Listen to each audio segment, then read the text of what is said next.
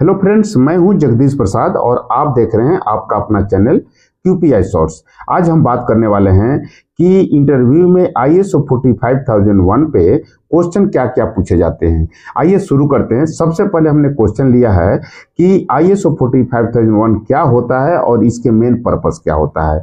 देखिए, ISO 45001 जो है एक इंटरनेशनल स्टैंडर्ड है जो कि occupational health and safety management system के रिक्वायरमेंट को पूरा करता है। देखिए, occupational health and safety management का मतलब होता है कि जहां भी हम काम करते हैं वहां स्वस्थ और सुरक्षा से काम कर सके।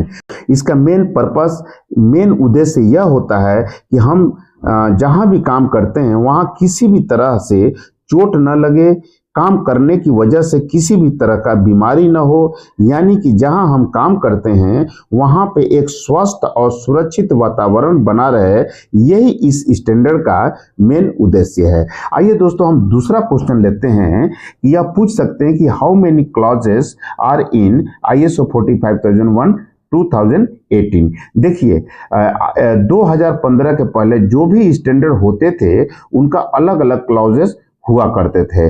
ISO ने हाई लेवल स्ट्रक्चर यानी कि HLS को अडॉप्ट किया और डिसाइड किया कि 2015 के बाद जो भी ISO स्टैंडर्ड पब्लिश करेगा उनका सभी का क्लॉजेस बराबर होंगे, चाहे वह ISO 9001 हो या IATF 16949 हो या फिर ISO 14001 हो या फिर ISO 45001 हो। सभी में आप देखेंगे कि क्लॉजेस 10 है। तो इसलिए ISO 45001 2018 में भी क्लॉजेस 10 होते हैं। देखिए कौन कौन सा होता है। पहला है स्कोप, दूसरा है नॉर्मेटिव रिफरेंस, तीसरा है टर्म्स एंड डिफिनीशन, चौथा है कॉन्टेक्स्ट ऑफ द ऑर्गेनाइजेशन, पांचवा है लीडरशिप, छठा है प्लानिंग, सातवां है सपोर्ट, आठवां है ऑपरेशन, नौवां है परफॉर्मेंस इवेल्युएशन और 10वां है इंप्रूवमेंट। देखिए यहाँ पे 1 से लेकर के 3 तक यानी scope, normative, reference, terms and definitions का ऑडिट नहीं की जाती है। जो ऑडिट की जाती है या कराई जाती है वह 4 से लेकर के 10 तक क्लॉजेस की कराई जाती है। आइए अब हम बात करते हैं जो तीसरा नंबर क्वेश्चन हमने लिया है कि OHSAS और ISO 45001 में अंतर क्या होता है। देखिए, इस टाइप का जनरली वो क्वेश्चन पूछते हैं क्योंकि OHSAS और ISO 45001 जो है वह दोनों ही occupational health and safety management system की बात करता है। तो आइए देखते हैं अंतर क्या क्या होता है। देखिए, OHSAS जो है एक ब्रिटिश स्टैंडर्ड है जो कि occupational health and safety management system की बात करता है, जबकि ISO 45001 जो है वह एक इंटरनेशनल स्टैंडर्ड है जो कि occupational health and safety management system की बात करता है। यानी कि दोनों जो है सेफ्टी मैनेजमेंट सिस्टम की बात करता है, लेकिन जो OHSAS है ये एक ब्रिटिश स्टैंडर्ड है जबकि ISO 45001 जो है एक इंटरनेशनल स्टैंडर्ड है। आइए दूसरा अंतर यह है कि OHSAS जो है सन 1999 ईस्वी में इंट्रोड्यूस हुआ और बाद में 2007 में इसको अपडेट किया गया, जबकि ISO 45001 जो है 2018 में पब्लिश हुआ, जिसे हम आज भी इसको फॉलो करते हैं। तीसरा जो अंतर यह है अप्रोच को लेके। देखिए, OHSAS जो है रिएक्टिव अप्रोच की बात करता है, जबकि ISO 45001 जो है वह प्रोएक्टिव की बात करता है।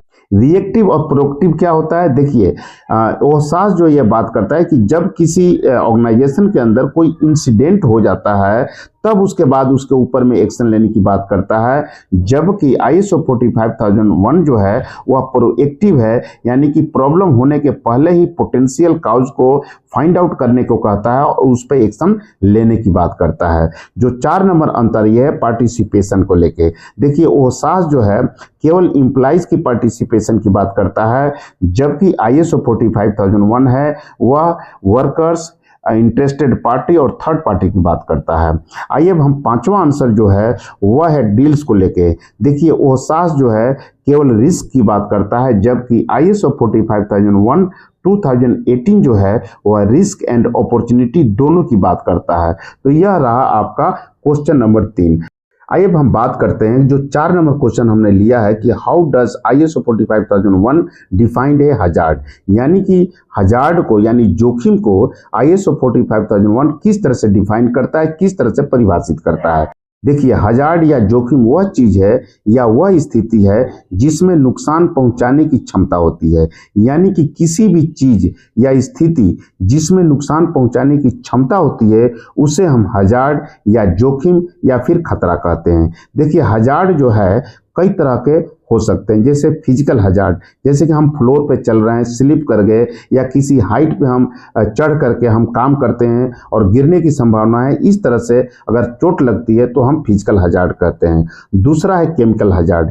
देखिए, जैसे कि एसिड हुआ, आपने प्लेटिंग होते हुए कंपनी में देखा होगा कि उसमें बहुत सारे एसिड, बहुत सारे केमिकल्स यूज होते हैं जिससे कि आदमी का तबीयत खराब हो सकता है या एलर्जी हो सकता है। तो इस तरह से हजार्ड को हम केमिकल हजार्ड कहते हैं।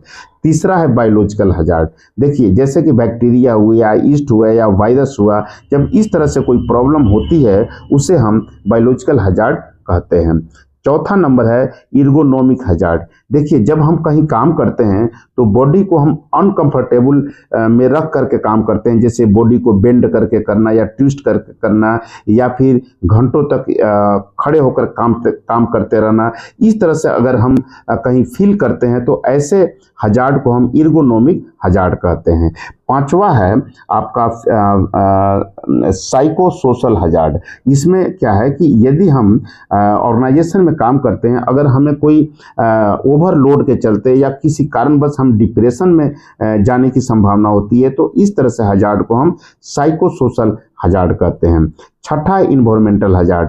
देखिए, जो कि पर्यावरण से रिलेटेड है। देखिए, यदि हम एयर पोल्यूशन हो या फिर वाटर पोल्यूशन हो या सॉइल पोल्यूशन है, इस तरह से जो कि हमारे स्वास्थ्य पे प्रभाव डालता है, ऐसे हजार्ड को हम इन्वायरमेंटल हजार्ड कहते हैं। तो दोस्तों, ये चौथा नंबर रहा। आशा करता हूं कि आपको यह समझ में आ गया होगा। आइए अब हम जो 5 नंबर क्वेश्चन हमने लिया है कि ISO 45001 स्टैंडर्ड को यदि हम अपने ऑर्गेनाइजेशन के अंदर इंप्लीमेंट करते हैं, लागू करते हैं, तो हमें इससे बेनिफिट क्या क्या होता है। देखिए, किसी भी ऑर्गेनाइजेशन में जब हम ISO 45000 स्टैंडर्ड को इंप्लीमेंट करते हैं तो कई सारे बेनिफिट होते हैं। आइए अब हम इसको बेनिफिट को थोड़ा सा डिटेल हम समझते हैं। जैसे कि पहला हमने लिया है कि इम्प्रूव एम्प्लॉय सेफ्टी, यानी कर्मचारियों को दुर्घटना या चोट लगने से बचाया जा सकता है यदि हम सर्टिफिकेशन लेते हैं तो। दूसरा है बूस्ट स्टेक होल्डर कॉन्फिडेंट। देखिए, ऑर्गेनाइजेशन में जो भी जुड़े होते हैं, चाहे वो कस्टमर हो या इन्वेस्टर हो या रेगुलेटर्स हो, उनको ये कॉन्फिडेंट आ जाता है कि जो भी ये ऑर्गेनाइजेशन है इसमें एम्प्लॉय के लिए बहुत ही सुरक्षा ढंग से काम कराया जाता है। ये तीसरा है इंक्रीज प्रोडक्टिविटी। आप सोचेंगे कि प्रोडक्टिविटी इंक्रीज कैसे होती है। देखिए, जब कोई ऑर्गेनाइजेशन में कोई काम करता है, अगर उसे चोट लग जाती है तो उससे वह 3 दिन 4 दिन का छुट्टी ले लेता है, जिससे कि प्रोडक्शन पे उसका प्रभाव पड़ता है। देखिए, इंटरनेशनल लेबर ऑर्गेनाइजेशन के रिपोर्ट के अनुसार पर साल 774 मिलियन इंसिडेंट छोटे छोटे होते हैं, और जिसके चलते ऑपरेटर छुट्टी करते हैं, और ऑपरेटर यदि छुट्टी करते हैं तो निश्चित है कि उनका जो प्रोडक्शन होता है वो सफ़र करता है। तो यदि छुट्टी वो नहीं करेंगे चोट नहीं लगने से, तो उनका प्रोडक्टिविटी इंक्रीज हो सकता है। चौथा नंबर हमने लिया है कि लोअर इंश्योरेंस कॉस्ट। देखिए, हर ऑर्गेनाइजेशन अपने एम्प्लॉय को इंश्योरेंस कराता है। यदि हम सर्टिफिकेशन लेते हैं तो हम सिस्टमेटिक ढंग से सेफ्टी को ध्यान में रखते हुए काम करेंगे, तो इस तरह से घटना कम होगी और ऑर्गेनाइजेशन जो है इंश्योरेंस कॉस्ट उसका कम होगा। पांचवा है रिड्यूस रिस्क। देखिए, ISO 45001 यह कहता है कि जो हजार्ड है, सेफ्टी हजार्ड को पहले ही पोटेंशियल काउज को फाइंड आउट कीजिए और उस पर काम कीजिए। इस तरह से आपका इंसिडेंट कम होंगे या नहीं होंगे। तो दोस्तों, यह कुछ क्वेश्चन और आंसर रहा। आशा करता हूं कि आपको समझ में आ गया होगा, और यदि आपको इसी तरह से वीडियो चाहिए तो आप कमेंट बॉक्स में लिख करके जरूर बताइए। तो नेक्स्ट वीडियो में फिर मिलते हैं। Thank you so much.